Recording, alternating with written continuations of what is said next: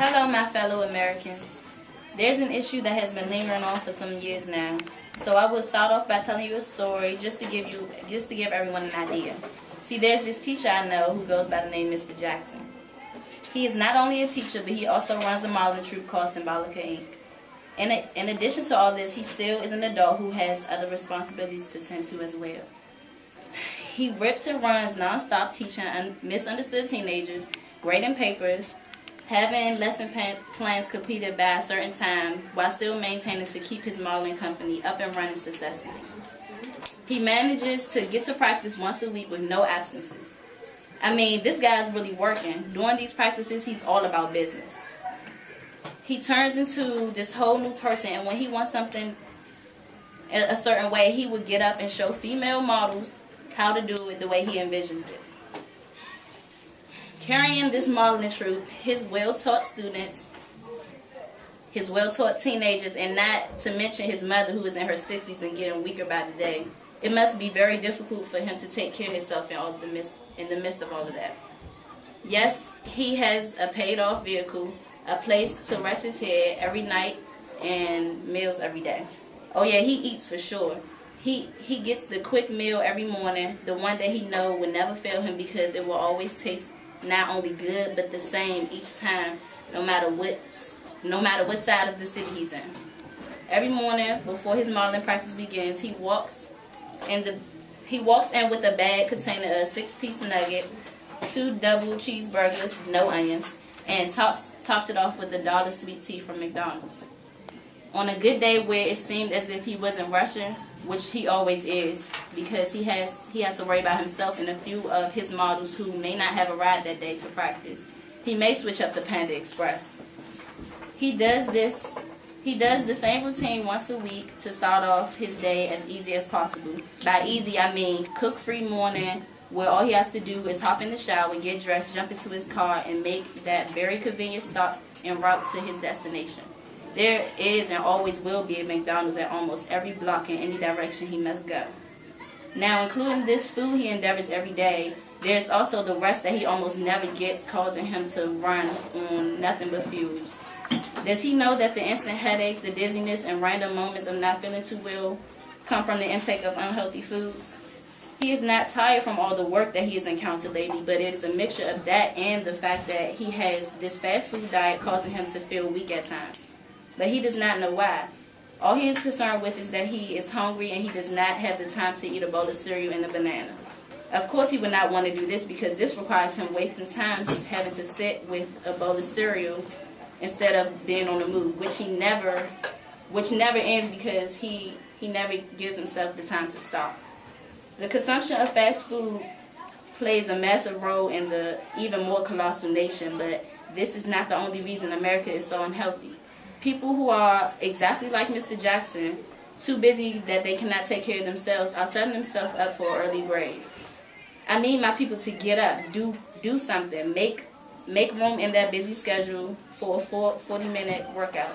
Instead of taking the elevator, use the stairs. Instead of driving 1 block down the street, walk or even ride a bike. If you do not have a bike, invest in one. You're investing in everything else. Purchase something that will do your body good for once. Fast food companies are said to be the main causes of obesity and health risks in America. Yes, this may be true, but the way Americans choose to live factors in as well. The food is built to taste amazing, but is it truly amazing in reality? Work with me, my friends. Take responsibility for your own actions for once. Take the time to learn about exactly what inserts your body when you are visiting the same restaurant 4 and 5 times a week. So yes, fast food restaurants are wrong for selling food that can possibly kill, but Americans deserve some blame as well. They are wrong for not caring enough to look deeper into the situation, such as actually stopping to find out what goes into their body. According to the book Fast Food Nation by Eric Schlosser, which I will bring up again later, every day, roughly 200 people are sickened by a foodborne disease, 900 are hospitalized, and 14 die. People wouldn't know this because they do not take it upon themselves to see what goes on behind the scenes, meaning the factories where their food is processed. No one knows what happens to workers while they are preparing your food. The terrible working conditions workers are put under are also affect the meat that they have to prepare. They may all wear armor that protects their hands, wrists, stomach, and back, but that doesn't stop the sharp knives from getting past it. Workers chop off different parts of their bodies all the time, and because there is so much blood from the animals that are being cut, knives slip very easily. But work doesn't stop for no one because it's all about making money, and everything is on a time frame. Owners do not care if a man cut a finger off and it falls into the meat. They are instructed to continue working.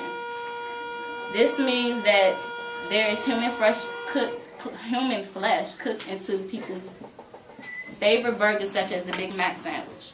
This is not reported because most workers are immigrants and would suffer any type of pain in order to keep a job. But who is an owner to complain? They are making money, and it's not their bodies that's being cut up. Here's what laws needs to be passed. Every school is required to have the book Fast Food Nation put somewhere in their curriculum, beginning in elementary school throughout high school, with different versions to ensure that all students comprehend. Every school will enforce it. We need to start off with the younger generation, considering their minds are like sponges. If we start off young, then eating healthier would be like second nature to our children, who are the future.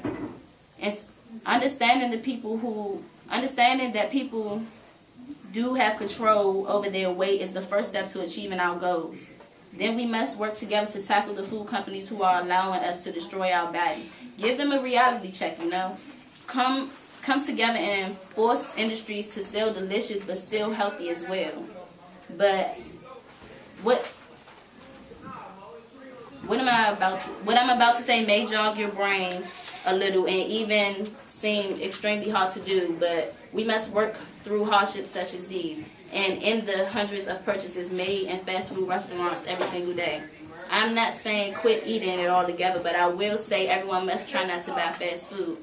What Americans fail to realize is that every industry, whether it's food or clothes, main goal is and will always be the same. All companies must make money. That is their job, and that is what is expected to do. They do not get paid to worry about separate people's diets. They are paid to sell. And if that means inserting a load of contaminated meat and grease into people's bodies, then that is what they'll do. They only serve to their consumers' needs. So those who buy every day inform corporations that what they are selling is what they want and gives them the right to continue selling.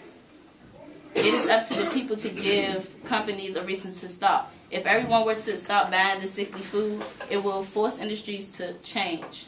But until then, expect an even bigger nation growing larger every single day. We need to understand that we don't give industries the demand. If we don't give the industries the demand, then they will be forced to change their supply. So what I need from you, my friends, is to stand up for what is right and not what tastes good. It may taste great, but it does not do any good to your health. Let's take care of ourselves, America. If you don't know, if